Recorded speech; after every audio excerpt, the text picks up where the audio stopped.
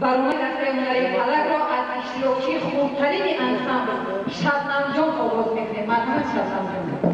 ناگفته نماند که شبنم فرزند سورايو بانو میباشد.